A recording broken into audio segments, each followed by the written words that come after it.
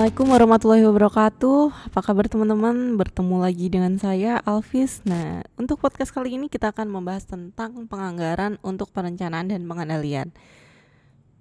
Apa aja sih yang akan kita bahas? Yang pertama definisinya dulu, terus peran anggaran dalam perencanaan dan pengendalian. Kemudian penyusunan anggaran operasional, kemudian ada anggaran fleksibel untuk perencanaan dan pengendalian. Yang keempat adalah dimensi perilaku dalam penganggaran. Definisi dan peran penganggaran dalam perencanaan dan pengendalian. Apa sih perencanaan? Nah, perencanaan ini adalah proses mengidentifikasi tujuan dan tindakan yang diperlukan untuk mencapainya.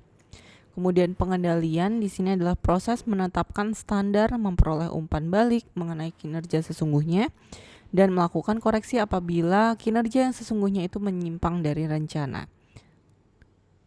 Anggaran sendiri apa sih? Jadi anggaran itu adalah ekspresi kuantitatif suatu rencana yang dinyatakan dalam satuan fisik atau keuangan atau keduanya. Jadi dalam anggaran ini menerjemahkan tujuan dan strategi organisasi ini ke dalam bentuk operasional.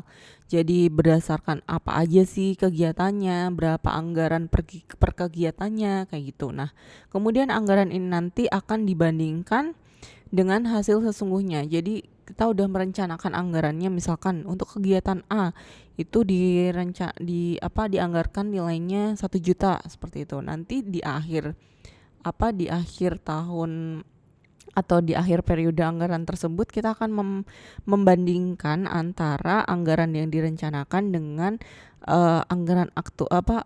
nilai hasil aktualnya berapa. Misalkan digunakan anggaran yang digunakan itu 960.000, berarti ada kelebihan anggaran 40.000 seperti itu. Nah, rencana strategis di sini mengidentifikasi strategi untuk aktivitas dan operasi di masa depan, setidaknya 5 tahun ke depan. Jadi strategi umum ini diterjemahkan dalam tujuan jangka panjang dan jangka pendek yang membentuk dasar anggaran. Jadi hubungan perencanaan, pengendalian, dan anggaran di sini. Perencanaan, jadi pertama kita ada pengawasan aktivitas aktual. Ini adalah namanya pengendalian. Kemudian dibandingkan antara aktual dengan yang direncanakan tadi, seperti tadi. Kemudian diinvestigasi dulu. Diinvestigasi karena misalkan ada kelebihan anggaran atau kekurangan anggaran seperti itu. Nah, untuk dari segi perencanaan ada rencana strategis, kemudian diturunkan menjadi tujuan jangka panjang, kemudian tujuan jangka pendeknya, kemudian rencana jangka pendeknya, kemudian dianggarkan. Dari anggaran ini ada umpan balik. Nah, umpan baliknya dari tadi yang perbandingan antara aktual dengan yang direncanakan. Nah, nanti diinvestigasi baru nanti ada tindakan perbaikan. Jenis-jenis anggaran di sini ada anggaran induk. Ini adalah rencana keuangan komprehensif selama 1 tahun yang terdiri atas anggaran berbagai departemen dan aktivitas. Jadi anggaran induk ini dibedakan menjadi 2, yaitu anggaran operasional dan anggaran keuangan. Nah, bedanya kalau anggaran operasional ini terdiri atas anggaran aktivitas yang dilakukan perusahaan dalam rangka memperoleh keuntungan, misalnya penjualan. Terus hasil akhir anggaran operasional ini adalah laporan laba rugi yang dianggarkan. Sedangkan kalau anggaran keuangan ini meliputi arus kas, terus posisi keuangan, jadi lebih diperkirakan pada akhir periode disajikan dalam neraca dianggarkan. Nah, kemudian anggaran itu ada anggaran berkelanjutan, di mana anggaran berkelanjutan ini adalah setelah satu bulan direalisasi, anggaran 1 bulan di masa datang itu ditambahkan sehingga perusahaan selalu memiliki anggaran dengan cakupan 12 bulan. Jadi misalkan dari Maret ke Maret. Nah, nanti setelah Maret selesai berarti dari April ke April lagi. Nah, jadi harus selalu ada 12 bulan. Sedangkan kalau anggaran induk tadi itu misalkan dari Januari sampai Desember seperti itu. Nah, kalau anggaran yang selalu diperbarui, jadi tujuan anggaran ini bukan agar perusahaan selalu memiliki anggaran dengan cakupan 12 bulan, melainkan untuk memperbarui anggaran induk setiap bulan saat diperoleh informasi baru. Kalau anggaran yang selalu diperbarui ini jika ada informasi baru, jadi kayak ada revisi anggaran seperti itu. Nah, sistem penyusunan anggaran itu ada 3 berdasarkan sistem anggaran induk tradisional, ada zero based budgeting, kemudian ada planning, programming, dan budgeting system. Nah, biasanya sih yang digunakan itu pembuatan anggaran induk, sistem anggaran induk tradisional. Nah, ini itu pembuatan anggaran induk ini sebagian besar didasarkan pada anggaran induk tahun sebelumnya. Jadi kayak cuma direvisi yang berbeda aja, seperti itu.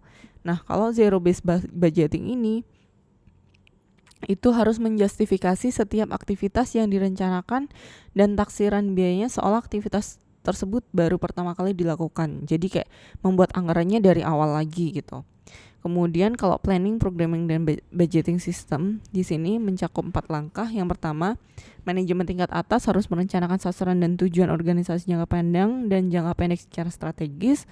Kemudian diidentifikasi dulu semua alternatifnya. Kemudian biaya dan manfaat kualitatif dan kuantitatif ini harus diperkirakan. Kemudian juga disusun berdasarkan aktivitas atau program yang dipilih dan jumlah rupiah yang dialokasikan kepada setiap aktivitas atau program beserta rinciannya. Pendekatan penyusunan anggaran ada 2, itu pendekatan manajemen tingkat atas dan pendekatan akar rumput. Jadi kalau tingkat atas itu top down, jadi masing-masing manajemen tingkat atas dituntut dulu untuk membuat perkiraan anggarannya, kemudian baru diturunkan ke bawahannya. Nah, tapi kalau pendekatan akar rumput itu dimulai dari bawah, jadi membuat perkiraan penjualannya dulu, kemudian akan dimulai dari tingkat tenaga penjual, seperti itu. Untuk penyusunan anggaran operasional ini ada ada beberapa komponen anggaran operasional, yaitu ada penjualan, produksi, pembelian bahan baku, tenaga kerja langsung, overhead, persediaan akhir barang jadi, terus HPP, biaya pemasaran, biaya riset dan pengembangan, biaya administrasi, dan laporan laba rugi. Nanti teman-teman bisa bisa baca sendiri di materi yang saya berikan. Ini hanya contoh-contohnya aja. Lalu kita akan langsung skip ke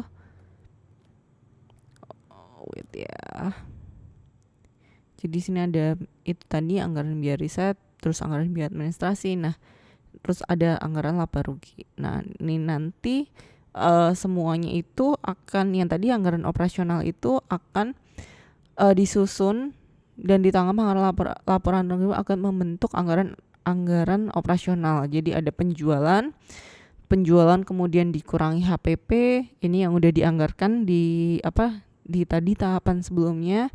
Terus nanti ada biaya pemasaran, anggaran biaya pemasarannya berapa, anggaran biaya riset pengembangan berapa, biaya administrasi berapa, kemudian nanti didapat anggaran laba ruginya.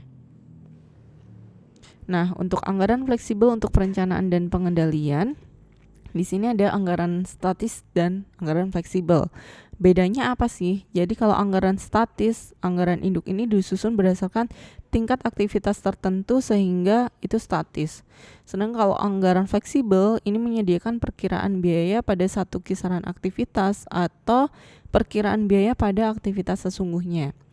Nah, kemudian yang kedua, penting untuk perencanaan. Kalau statis itu penting untuk perencanaan tapi kurang berguna untuk pengendalian. Nah, sedangkan kalau anggaran fleksibel ini dapat digunakan dalam perencanaan, itu menunjukkan berapa jumlah biaya yang akan terjadi pada berbagai tingkat aktivitas. Kemudian kalau anggaran statis ini tidak banyak berguna untuk pembuatan laporan kinerja, namun kalau untuk anggaran fleksibel dapat digunakan dalam pengendalian karena dapat menghitung jumlah biaya yang seharusnya terjadi pada tingkat aktivitas sesungguhnya. Dimensi perilaku dalam penganggaran. Jadi anggaran itu berpengaruh signifikan terhadap perilaku manajer. Sehingga jadi anggaran ini dapat mempengaruhi perilaku positif atau negatif tergantung bagaimana anggaran itu digunakan. Misalkan perilaku positif ini ketika tujuan individu manajer itu selaras dengan tujuan organisasi dan manajer memiliki dorongan untuk mencapainya. Kesesuaian tujuan manajerial dan organisasi sering disebut dengan keselarasan tujuan atau goal congruence. Nah, sistem penganggaran yang ideal ini adalah dapat mencapai keselarasan tujuan dan mendorong manajer untuk mencapai tujuan organisasi dengan cara yang beretika. Ciri penganggaran yang meningkatkan perilaku positif yaitu yang pertama, umpan baliknya yang sering atas kinerjanya. Kemudian insentif keuangan dan keuangan itu diperlukan. Terus ada penganggaran partisipatif, ada standar yang realistis, terus ada keterkendalian biaya dan banyak ukuran kinerja. Sampai di sini teman-teman untuk materi penganggaran. Kita akan bahas materi selanjutnya di podcast selanjutnya. Dan terima kasih. Wassalamualaikum warahmatullahi wabarakatuh.